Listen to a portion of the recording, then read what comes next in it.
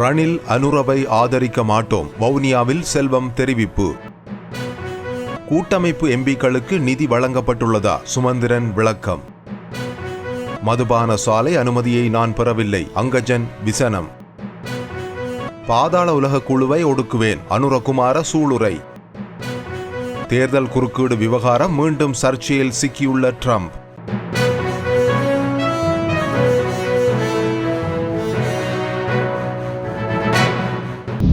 தமிழீழ விடுதலை இயக்கம் ஒருபோதும் ரணிலை ஆதரிக்காது. அத்துடன் ஜேவிபியினர் தமிழர்களின் அடித்தளத்தை உடைத்து வடக்கு கிழக்கை பிரித்தவர்கள், அவர்களுக்கும் தமிழர்கள் வாக்களிக்க மாட்டார்கள் என்று டெலோவின் தலைவரும் நாடாளுமன்ற உறுப்பினருமான செல்வம் அடைக்கலநாதன் தெரிவித்துள்ளார். வவுனியாவில் தமிழ் பொது வேட்பாளர் பாக்கிய செல்வம் அரியநேத்திரனை ஆதரித்து துண்டு பிரசுரம் வழங்கும் நிகழ்வில் கலந்து கொண்டு கருத்து தெரிவிக்கும் போதே அவர் இவ்வாறு கூறினார். தமிழ் பொது வேட்பாளருக்கு உரிய ஆதரவு தளம் அதிகரித்து வருகின்றது. எமது மக்கள் எமது இலட்சிய பாதையிலே தமிழ் பொது வேட்பாளருக்கு கட்டாயம் வாக்களிப்பார்கள் என கருதுகின்றேன். எமது கட்சியின் நாடாளுமன்ற உறுப்பினர் வினோ நோகராதலிங்கம் தமிழ் பொது வேட்பாளர் விடயம் தொடர்பாக எதிராக கூறும் கருத்துக்கள் அவருடைய தனிப்பட்ட கருத்தாகும். எங்களுடைய கட்சி ஒரு ஜனநாயக ரீதியான கட்சியாகும். ஆகவே அது அவருடைய தனிப்பட்ட கருத்து. எமது கட்சியை பொறுத்தவரை ஒரு முடிவை எடுத்துள்ளது. தமிழ் தேசிய பொது கட்டமைப்பில் பேச்சுவார்த்தைக்கு செல்வது தொடர்பாக ஒரு குறிப்பிட்ட நேரம் வரையே கலந்துரையாடல் இடம்பெற்றிருந்தது. குறிப்பாக தனித்தனியாக செல்வதை விடுத்து சேர்ந்து செல்வது, அத்துடன் அவர்களுடைய கடிதத்தில் என்னென்ன வலியுறுத்தப்பட்டுள்ளனவோ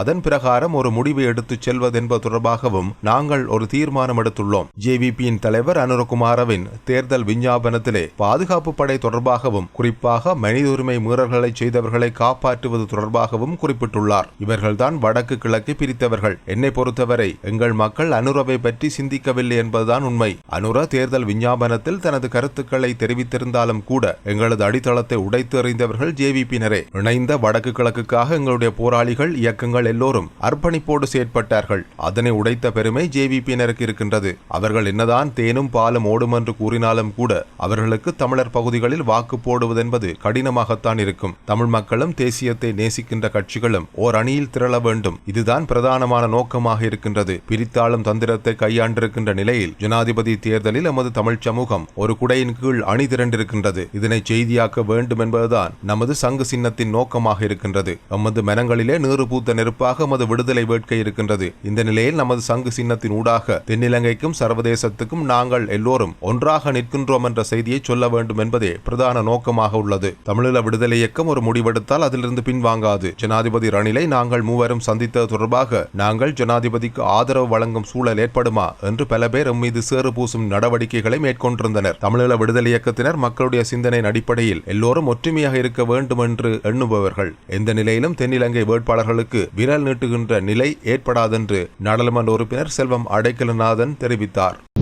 தமிழ் தேசிய கூட்டமைப்பு நாடாளுமன்ற உறுப்பினர்களுக்கு நிதி வழங்கப்பட்டுள்ளது என மேற்கொள்ளப்படும் பிரசாரங்கள் தொடர்பில் தெளிவுபடுத்தி நாடாளுமன்ற உறுப்பினரும் கூட்டமைப்பின் ஊடக பேச்சாளருமான எம். சுமந்திரன் இன்று அறிக்கை ஒன்றை வெளியிட்டுள்ளார். அந்த அறிக்கையில் தமிழ் தேசிய கூட்டமைப்பு உறுப்பினர்களுக்கு நிதி வழங்கப்பட்டுள்ளது என பெரிய அளவிலான பிரச்சாரங்கள் மேற்கொள்ளப்பட்டு வருகின்றன. இந்த நிதியானது குறிப்பிட்ட நாடாளுமன்ற உறுப்பினர்களுக்கு கொடுக்கப்பட்டது போன்ற தோற்றப்பாடு வேண்டுமென்றே ஏற்படுத்தப்படுகின்றது. பன்முகப்படுத்தப்பட்ட அபிவிருத்தி நிதி மற்றும் பல்வேறு அபிவிருத்தி நிதிகள் ஜனாதிபதி செயலகத்தால் இந்த வருடம் ஒதுக்கீடு செய்யப்பட்டுள்ளன. இதற்கு உதவியாக அந்தந்த மாவட்டத்தைச் சேர்ந்த நாடாளுமன்ற உறுப்பினர்களால் அபிவிருத்திக்காக முன்மொழிவுகள் கோரப்பட்டிருந்தன. இந்த கோரிக்கைகளின் அடிப்படையில் வெவ்வேறு தொகைகள் ஜனாதிபதி செயலகத்தால் ஒதுக்கீடு செய்யப்பட்டுள்ளன. இந்த பணங்கள் குறிப்பிட்ட அபிவிருத்தி பணிகளுக்காக நேரடியாக மாவட்ட செயலகங்களுக்கு அனுப்பப்படுகின்றனவே தவிர இந்த நாடாளுமன்ற உறுப்பினருக்கும் நேரடியாக கொடுக்கப்படவில்லை. அண்மை காலங்களில் மேற்கொள்ளப்படுகின்ற தவறான விஷம பிரச்சாரங்கள் காரணமாக இந்த அறிக்கை வெளியிடப்படுகின்றது என்று குறிப்பிடப்பட்டுள்ளது.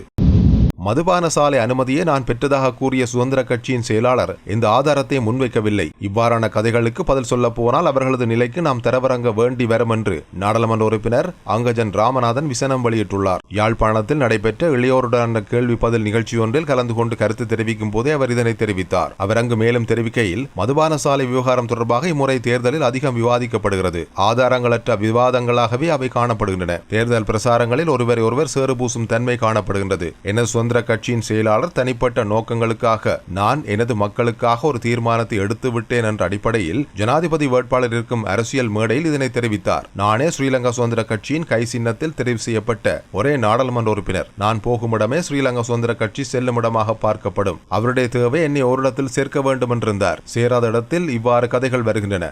ஆனால் அதற்கு எந்த ஆதாரத்தை முன்வைக்கவில்லை. இவ்வாறான கதைகளுக்கு பதில் சொல்ல போனால் அவர்களது நிலைக்கு நாம் தரமிறங்க வேண்டி வரும் என்று அவர் குறிப்பிட்டார். போதைப்பொருள் மற்றும் பாதாள உலக குழுவை ஒடுக்கும் அரசாங்கத்தை உருவாக்குவேன் என தேசிய மக்கள் சக்தியின் ஜனாதிபதி வேட்பாளர் அனுரகுமார திசாநாயக்க தெரிவித்துள்ளார். ஜனாதிபதி தேர்தலை இலக்காக கொண்ட தேசிய மக்கள் சக்தி பேரணிகளின் மற்றும் ஒரு பொதுக்கூட்டம் அக்கட்சியின் ஜனாதிபதி வேட்பாளர் அனுரகுமார திசாநாயக்க தலைமையில் நீர்கொழும்பில் இடம்பெற்றது. இதன்போது கருத்து தெரிவித்த அவர், எங்கள் நாட்டில் போதைப் பொருளும் பாதாள உலகமும் ஒன்றாகவே உள்ளன. இலங்கை அதன் தொலைதூர வரலாற்றில் ஒருபோதும் ஒழுங்கமைக்கப்பட்ட குற்ற கும்பல்களை கொண்டிருக்கவில்லை. குற்றங்கள் நடந்தன, ஒழுங்கமைக்கப்பட்ட குற்ற கும்பல்கள் எதுவும் இல்லை. ஆனால் இப்போது குற்றங்கள் எப்படி இருக்கின்றன? இப்போது துபாயிலிருந்து கொலைகளை இயக்கலாம், சிறையில் அமர்ந்து போதைப்பொருள் வியாபாரம் செய்யலாம். அதாவது தற்போது ஒழுங்கமைக்கப்பட்ட குற்றங்களே இடம்பெறுகின்றன. இந்த ஒழுங்கமைக்கப்பட்ட குற்ற கும்பல்கள் ஜனாதிபதிகளின் கைகளில் வளர்ந்தன. ஊழல் உள்ளூர் அரசியல்வாதிகளால் அவை செய்யப்பட்டன. எனவே இந்த போதைக்கும் இந்த பாதாள உலகத்துக்கும் அரசியலுக்கும் தொடர்புள்ளது. எனவே நினைவில் கொள்ளுங்கள், இந்த போதைப் பொருளையும் பாதாள உலகத்தையும் அடக்கும் அரசாங்கத்தை நாம் உருவாக்குவோம். அந்த அரசுதான் தேசிய மக்கள் சக்தி அரசு என்று அனுரகுமார திசாநாயக்க குறிப்பிட்டுள்ளார்.